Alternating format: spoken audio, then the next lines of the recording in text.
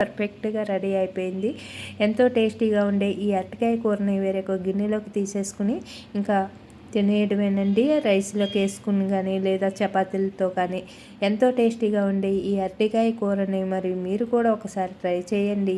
ఈ కర్రీకి కావాల్సినవి చూసేద్దాము. ఒక అరటికాయ, 2 ఆనియన్స్, 1 టమాటా, 4 పచ్చిమిర్చి, 1 రెమ్మ కరివేపాకు, పోపు దినుసులకు ఆవాలు, జీలకర్ర, మినపప్పు ఒక్కొక్క స్పూను తీసుకుని ఇలా రెడీ చేసి పెట్టుకోవాలి. అలాగే ఒక గిన్నెలోకి వాటర్ వేసుకుని అరటికాయని ఇలాగా పొట్టు తీసి చిన్న ముక్కల కింద కట్ చేసుకోవాలి. అలాగే ఆనియన్స్ని, టమాటాని ఇంకా పచ్చిమిర్చిని కూడా కట్ చేసి పక్కన పెట్టుకోవాలి. ఇప్పుడు మీరు గిన్నెలో తయారు చేసేటట్టయితే గిన్నె తీసుకోండి. నేను కుక్కర్లో రెడీ చేస్తున్నాను కాబట్టి కుక్కర్ గిన్నె తీసుకుని స్టవ్ పై పెట్టి స్టవ్ ఆన్ చేసుకుని గిన్నెలోకి ఒక 2 టేబుల్ స్పూన్లు నూనె వేసుకున్నాను. నూనె వీటెక్కిన తర్వాత పచ్చిమిర్చిని, కరివేపాకుని వేసుకుని వేయించుకోవాలి. అవి కాస్త కలర్ చేంజ్ అయిన తర్వాత పోపు దినుసులు తీసుకున్నాం కదా, ఆవాలు, జీలకర్ర, మినపప్పుని వాటిని కూడా వేసుకుని వేయించుకోవాలి. ఇవి కాస్త వేగిన తర్వాత సన్నగా కట్ చేసుకున్న 2 ఆనియన్స్ ముక్కలను కూడా వేసుకోవాలి. చూడండి ఇక్కడ చూపిస్తున్న విధంగా.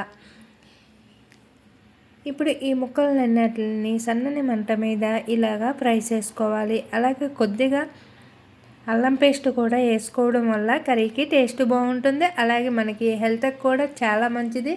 అల్లాన్ని కానీ ఎల్లుల్లిపాయలను కానీ మనం డైరెక్ట్గా తీసుకోలేము కాబట్టి ఇలాగా పేస్ట్ చేసుకుని కర్రీల్లో ఉపయోగించడం వల్ల మనకి పైత్యానికి చాలా బాగా పనిచేస్తుంది. అలాగే మనకి ఎల్లుల్లిపాయల్లో యాంటీబయాటిక్స్ ఉంటుంది కదా, దానివల్ల కూడా మన హెల్త్కి చాలా మంచిది.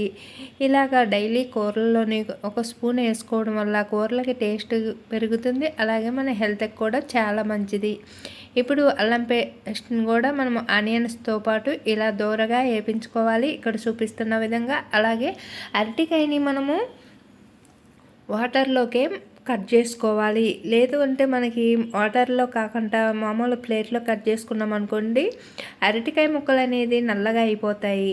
ఇప్పుడు మనకి ఆనియన్స్ వేగిపోయినాయి కదా, వాటర్ నుంచి తీసి అరటికాయ ముక్కల్ని ఇలాగ వేసుకోవాలి ఇక్కడ చూపిస్తున్న విధంగా. అలాగే అరటికాయని చాలా రకాలుగా కూడా మనము కర్రీస్లోని అలాగే ఫ్రై చేసుకోవచ్చు. ఇలా కర్రీ వండుకోవచ్చు, లేదంటే చిన్న ముక్కల కింద కట్ చేసి ఫ్రై చేసుకోవచ్చు, చక్రాల్లా కోసి ఫ్రై చేసుకోవచ్చు. అలాగే అరటికాయ బజ్జీలు కూడా వేసుకోవచ్చు. చాలా అంటే చాలా టేస్టీగా ఉంటాయి అరటికాయల బజ్జీలు కూడా. చూడండి ఇలాగా సన్నని మంట మీద ఇలాగ వేయించుకున్న తర్వాత ఒక టమాటాని వేసుకుందాము, సన్నగా కట్ చేసిన టమాటాని.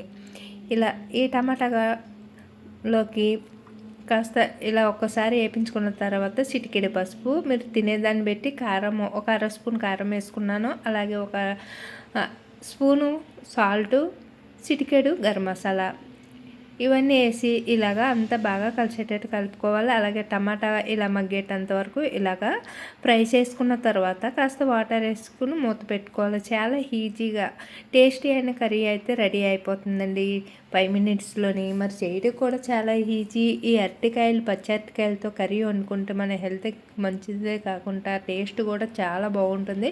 ఈ అరటికాయ కూర కొంచెం మంది ఇష్టపడారు కదా, అలాంటి వాళ్ళు ఇలా టమాటా వేసుకుని వండుకుంటే చాలా టేస్టీగా ఉంటుంది. ఉట్టుది వండితే కాస్త తీగా ఉంటుంది కాబట్టి చాలామంది దీన్ని అవాయిడ్ చేస్తారు. కొంచెమంది అయితే మొత్తమే తినరు. అలాంటి వాళ్ళైతే ఈ అరటికాయని ఫ్రై చేసుకుని తింటే చాలా టేస్టీగా ఉంటుందండి. ఇంకా పొడి కూర కూడా అరటికాయని ఉడకబెట్టి ఇంకా మనం బంగాళాదుంపను ఏ విధంగా ఫ్రై చేసుకుంటామో అలాగే ఇది కూడా పొడిలాడుతూ ఫ్రై చేసుకోవచ్చు. చాలా రకాలు చేసుకోవచ్చండి ఈ అరటికాయతోటి.